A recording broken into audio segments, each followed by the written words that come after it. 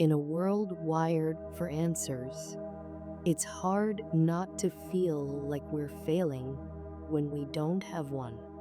We're taught to seek clarity, to define, to categorize. From a young age, we're rewarded for being certain, for knowing things. What do you want to be when you grow up? What's your plan? Where do you see yourself in 5 years? And if you don't have the answer, there's discomfort, not just from others, but from within. There's a pressure, subtle but constant, that if you don't know, you're behind. If you're unsure, you're lost. If you can't explain it, it isn't valid. So we become addicted to knowing, addicted to control. We Google everything. We read to fix, not to explore. We overthink, over-prepare, and overanalyze, not because we're curious, but because we're afraid of uncertainty. We fear that not knowing makes us unworthy. But here's the quiet truth that gets buried beneath all the pressure. You don't need to have all the answers to be okay. In fact, you're not supposed to. Most of life isn't designed to be clear from the beginning. It unfolds. It reveals. It whispers, then waits. And sometimes it doesn't explain itself at all. You won't always know why something ended. You won't always know where a path is leading. You won't always understand your feelings in the moment they arise. And that's not a flaw. It's part of the design. There's a term in Japanese philosophy, eigen. It refers to a deep, subtle awareness of the mystery of the universe, the kind of beauty that's felt but not fully understood, like moonlight through clouds, or a single line of poetry that makes you feel something you can't explain. Eigen reminds us that not all meaning comes from clarity. Some meaning comes from the unknown. So the next time you find yourself searching for answers, trying to force understanding, to resolve the messiness, to reach a conclusion, pause. Take a breath. Ask yourself, what if not knowing is okay? What if I can let this moment be without solving it? This doesn't mean you stop asking questions. It doesn't mean you give up on reflection or insight. It just means you loosen your grip. You stop holding on so tightly to the idea that everything must make sense right now. There is wisdom in uncertainty. There is peace in surrender. And maybe, just maybe, your need to know isn't actually about the answer. It's about the fear of what happens if there isn't one. But here's the thing, you're still here, still breathing, still unfolding. Not because you figured it all out, but because you kept moving, even in the dark. And that means you don't need to rush toward the light. Sometimes it finds you when you stop trying to find it. There's a kind of pressure we put on ourselves, quietly, constantly, to have life figured out, to know where we're going, what we want, why we feel what we feel. And yet, most of the time, we don't. But instead of sitting in that space honestly, We rush to fill it. We search for clarity, not because we're curious, but because we're uncomfortable. We want to close the loop. We want the open thread of uncertainty to resolve, so we don't have to keep holding it. But what if that thread is not meant to be tied off? What if some parts of life are meant to stay open for a while? There's a line from the poet Rainer Maria Rilke that's been quietly echoing through philosophy circles for decades. Be patient toward all that is unsolved in your heart and try to love the questions themselves. Live the questions now. Perhaps then, someday far in the future, you will gradually, without even noticing it, live your way into the answer. This isn't a motivational quote. It's a lifeline for those who are tired of trying to force understanding. Because sometimes the questions you carry are not meant to be answered yet or at all. They're meant to accompany you, to shape you, to soften you, to humble your need for control. You see, our minds love completion. They love resolution. They're trained to follow the arc of beginning, middle, end. We like stories that close, emotions that get explained, problems that get solved. But life, real life, doesn't always follow that rhythm. Sometimes you lose someone and never understand why. Sometimes an opportunity passes and you don't know if it was a blessing or a mistake. Sometimes you feel a grief or a joy or a fear that has no name. And in those moments, trying to force clarity is like yelling at a flower to bloom. It doesn't open faster. It just wilts under the pressure. So what do we do instead? We live with the question. We let it sit beside us, not as a riddle to be solved, but as a companion to walk with. Like, why does this keep hurting? What am I really afraid of? Who am I if I stop trying to prove something? These are not problems, they're mirrors. And when you stop demanding answers, the mirror gets clearer. You begin to see not just the surface of your struggle, but the shape of your own humanity beneath it. You realize you're not broken for not knowing. You're just alive. And maybe life isn't a test to pass. Maybe it's a landscape to move through slowly and with wonder. You don't have to make a home out of confusion, but you also don't have to exile yourself from it. Let the question breathe. Let it soften you. Let it teach you how to be still in the presence of mystery. There's a kind of peace that emerges not when the answer arrives, but when the urgency to find it dissolves. And maybe that's the shift from seeking control to cultivating trust.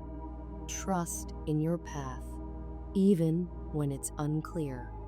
Trust in your mind, even when it's noisy. Trust in time, that it reveals when it's ready, not when you demand it. And most of all, trust that you are still growing, even in the moments where you feel most lost. Especially in those moments, because not knowing isn't a weakness. It's the space where real wisdom begins. We often treat certainty like a reward, a place to arrive, a finish line to cross. We admire people who have it all figured out. We envy those who speak with confidence, who never seem to hesitate. We assume that certainty means strength, and not knowing means weakness. But have you ever noticed how heavy certainty can feel? Not the quiet kind, the kind rooted in lived experience, gentle truth, or grounded knowing, but the kind we force, the kind we cling to because we're afraid of what happens if we let go. It's a kind of armor. Certainty keeps us feeling safe, or at least appearing safe, even if deep down we're unsure. We hold tightly to our opinions, our labels, our timelines, our plans, not because we always believe in them, but because we're afraid of what will surface without them. There's a quiet truth hiding in all that grasping. Sometimes it's not the unknown that exhausts us, it's the illusion of control. We spend so much energy pretending we know that we miss the softness waiting underneath uncertainty. The truth is, certainty can harden us. It closes doors. It narrows perception. It can lock us into identities we've outgrown or paths we never really chose. It keeps us in relationships we've outlived. It locks us into careers that no longer reflect us. It makes us cling to beliefs just because they're familiar. And worst of all, it makes us deaf to the quiet wisdom inside because we're too busy defending what we know. But here's the thing. What if uncertainty isn't the enemy? What if it's a teacher? What if doubt isn't a weakness to eliminate, but a doorway to deeper reflection? Think about the people you've learned the most from, the truly wise ones, the grounded ones. They don't rush to explain everything. They don't interrupt silence with answers. They listen. They pause. They reflect. They know that truth is rarely loud. It doesn't shout to be heard. It waits for space. And space only comes when we stop crowding our minds with conclusions. You can feel this in your body too. Think of how tense we become when we're trying to figure something out. The clenching of the jaw, the tightness in the chest, the constant spinning of thoughts, searching for the right answer. And then think of how it feels to take a deep breath, to stop trying for a moment, to let yourself be in the question just as you are. It's not giving up, it's allowing. It's shifting from I must solve this now to it's okay if this takes time. That shift, that surrender, isn't passive. It's powerful. It frees you from the burden of needing to always get it right, because maybe life isn't about getting it right. Maybe it's about getting closer to yourself, to others, to the quiet truths underneath the noise. And those truths rarely arrive in neat sentences. They arrive as feelings, as patterns, as moments of sudden stillness. And often, they arrive only when you've made peace with not knowing. Let go of the weight of always needing to know. Let go of the pressure to always be certain. There is no medal for having it figured out before you're ready. Let your mind be open. Let your path be winding. Let your understanding deepen over time, not through force, but through presence. And if you ever feel the pressure to prove that you're okay, remember, the strongest people aren't the ones who know everything. They're the ones who stay curious, who stay soft, who stay honest, even in the not knowing. There's a kind of peace that can only be found when we stop trying to name everything. Not because names are bad, not because answers don't matter, but because some truths, the deepest ones, don't arrive in words. They arrive in quiet, in moments when the thinking softens, in stillness. We spend much of our lives trying to make sense of things. We search for the reason why things happen, why we feel what we feel, why something ended, why we are the way we are. But the truth is, not everything has a clean explanation, and not everything needs one. Some things are meant to be lived, not solved, felt, not fixed, witnessed, not explained. And this isn't a failure of the mind, it's a rebalancing, a soft return to something older than thought.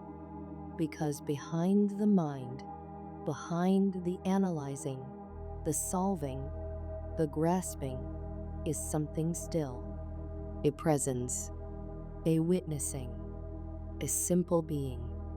And that's what the mystery is inviting you back into. It's not asking you to understand.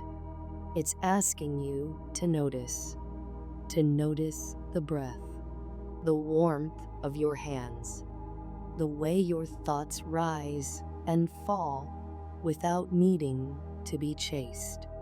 Mystery is not something to be conquered. It's something to be held lightly, to be walked with like a quiet companion. The paradox is, the moment you stop needing answers, life begins to offer something deeper than explanation. It offers connection. It offers presence. It offers freedom from the constant loop of why and what next. You begin to realize you don't need to understand something to be with it. You can sit with sadness without naming all its roots. You can hold joy without needing to justify it. You can experience uncertainty without calling it a problem. This is not passivity. This is maturity.